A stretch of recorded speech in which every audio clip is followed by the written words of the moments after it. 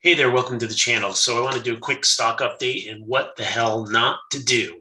Okay, so here we go. So overall, big picture, we're kind of looking at the weekly chart for the S&P. We got 2 years of data here. We see the big old Cerveza boom down, and we've been going up ever since. You have over here some little pullbacks, but all pulling back to basically the 30-week moving average, 150-day, 200-day moving average. So like it's all this up, it's all this great. And then right over here, currently what's going on right now is like, hey, yeah, right there, we're just putting in an all-time new high on the S&P. So all is really just well. It's like no big deal. Now let's look at the Dow Jones Industrial Average. It's kind of see same kind of thing, except the Dow is just a little bit weaker. So basically at a high here of about 36.5, it's really close. It's right at that high. So kind of the same thing. Given that the SPY has actually pushed out, you would kind of think that like, oh, is this going to be double top? Well, I mean, it could, but it's probably it would probably just kind of keep going as long as the S&P keeps going. They're kind of like feeding on each other is my guess. And then we'll look at the NASDAQ over here. And the NASDAQ on the weekly, once again, the NASDAQ now also didn't get to a new high. So it's a little tiny bit weaker, but, not majorly. It's still, overall, the market is just like, just walking its way up the moving average, this beautiful kind of channelish kind of action. It's all just wonderful. So it's all good. So there's really no worries. But now what I want to do is take a look at the IWM. Now this is the small caps, and I just want to look at this. Yeah, and we're looking at the weekly chart. So what's interesting here about the Russell is that the Russell is actually weak. And we can see this, in the Meet Kevin guy, he's kind of like aggravated because his small caps, Russell 2000 is a small cap stocks. They're not the mega caps, et cetera, et cetera. So pretty much, a lot of the tech stuff, the Enphase Neos, even like the Teslas of the world might be in this category. I'm not sure about Tesla, where their market cap is, but definitely like the Apples, the Googles, the Amazons are not in this one. So what's interesting here is back in November, this little guy had like a kind of run, and then it really sold off hard in all of November. And it really hasn't recovered. It's kind of just held its own here, and it's kind of held a support line around the 210 and kind of kept in this channel. So it made this run fail to really sustain the breakout and just came back down. So that's like in the big picture of all these. And so now what we can do is we can kind of just compare them, the Russell to the S&P to kind of see. And here we have the red as the S&P. So the S&P's been more steady, just going up, riding it up and to the right. But the Russell really moved last year. From like November to March, April, it really had a nice move up. It kind of had, it moved and it outperformed. So in this area of time, you look, the Russell, the green line here outperformed, but then ever since it kind of just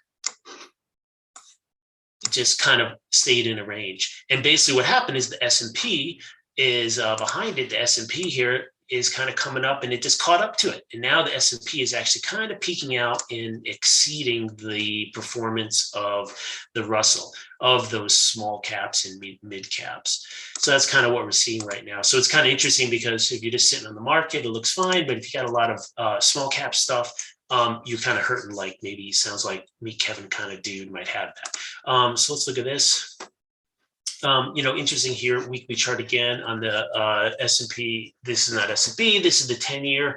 It's interesting, rates had rocketed up from summer last year to May, got up to like 1.7%. And then we have this kind of flag. It just kind of like, sold off for like, 9 months of the year, but now it's kind of working its way back up. And then it couldn't get back to the old high, got to like 1.6% instead of 1.5, kind of has this bullish flag. And then it's like right now in the most immediate term of what's going on right now. So you had this high here in the like 175 range. You tried to get up to it here in October and couldn't really break out above it, started coming back. And it's almost bull flaggish. I don't know. But the point is, now it's starting to move up again. So we'll see what happens with rates, but they are kind of ticking back up. And with the Fed, tapering and rating and all that stuff, that's what we get. And just really quick here on the dollar. Big weekly, looking at this chart, you see that the dollar has basically, this is like a huge bottom, huge kind of double bottom. It's broken out of the center of the W, and it's really just working its way up here in a nice channel. And that's just continuing. The dollar is kind of in this range, whatever. It's just continuing. So, the dollar rising is going to put pressure on things that the dollar rising puts pressure on. So whatever that is, that's what could be going on. You can expect some, actually what's really interesting, I mean, there'll be some resistance in these other areas at 26, but probably bigger resistance around 27, 28. But so we got kind of a ways to go with that. So that's what we have right now on that. So now the key point is what not to do. So stupid things that I've done. Looking at Grayscale Bitcoin Trust, which is an over-the-counter kind of fund. And so it's a derivative of Bitcoin, right? Basically a derivative of Bitcoin. So looking at this thing on the weekly, had nice runs up to here, and it kind of mirrors Bitcoin somewhat. And then over here, you kind of have this, trend channel going up. I should probably use something different here. Let's use this one. So you kind of have this trend channel going up, and then it kind of broke down. It really failed over here. So that's kind of what happened. But what's interesting here is it put in this week, and it really started to run as if it was going to break above the 200-day moving average. So let's go and look what I did, the stupid thing that I did, so that I can just tell you about it. So hopefully you don't do the same stupid thing. Here we go. So this is now on the daily chart. So what happened is, like here on this big bar here, and I'll try to just zoom in. So basically on this big bar here, green bar, on this doji day, during this doji day, I bought some. I basically went long some of this Grayscale Bitcoin Trust. And then, of course, immediately the next day, have this huge, what turns out to be like an 8%, 7-8% gap down. And then it even went further down today. So basically, this was terrible. Now, I guess let's try to say, well, what was I thinking beyond being stupid? Well, what I was thinking was, in terms of this has had a sell-off, come down, and then, put in a low here, and we have some resistance in this range here, kind of where this line is. But the key is it really looked like it was making a run at the 200-day moving average. And often if you break above the 200-day moving average, there can be a lot of people that are, maybe shorting it or selling it at the 200-day, trying to prevent it to go above because they're in the short position. So basically, as you have this people like in this little string of days here that are maybe short this thing, they're probably trying to cover it to 200 in that area. So sometimes it can break through. And so that was the play. The play was like, look, I'm going to buy it here. It looks like it really could break through. And so if it breaks through, that's fine. I can get a quick play going up to like the first target would be 44. So maybe something like 4 on 40, $4, making $4 on 40, which would be like 10%. That'd be great, right? And then maybe even go a little bit further and a little bit further. So good risk return kind of profile or reasonable. But what happened is it just failed hard at this point. And then the next day, of course, it shows up by another big down bar, and then it continues to go down. So that's what not to do. And what is this? What is really the wrong thing that I did here? Beyond the fact that maybe I had a kind of like a weak technical position that I was thinking, et cetera. What was the other thing that's kind of wrong here?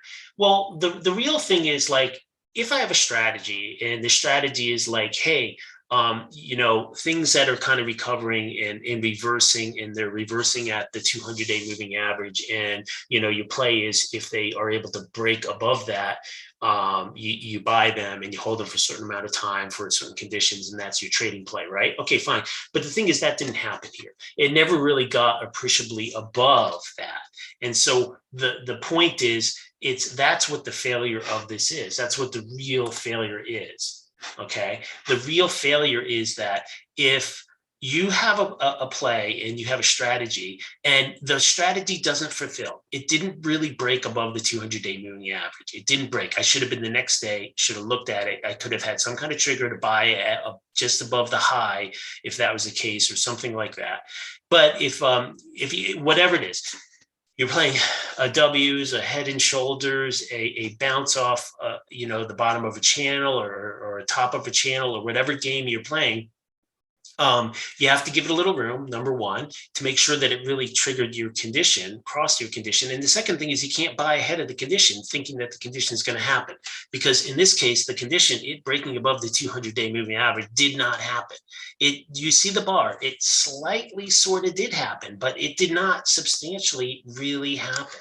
And so basically you got killed. Looking at this thing, I bought this in that day and I had plenty of time to say, hey, look, this isn't doing what I want. It's not going to close above the 200-day moving average. It's also a short, crappy day. This should have been some kind of a continuation with a decent bar into the 41, 42 range, but that was not the case. So if you're trading technicals, you actually have to have the condition have to have the condition trigger.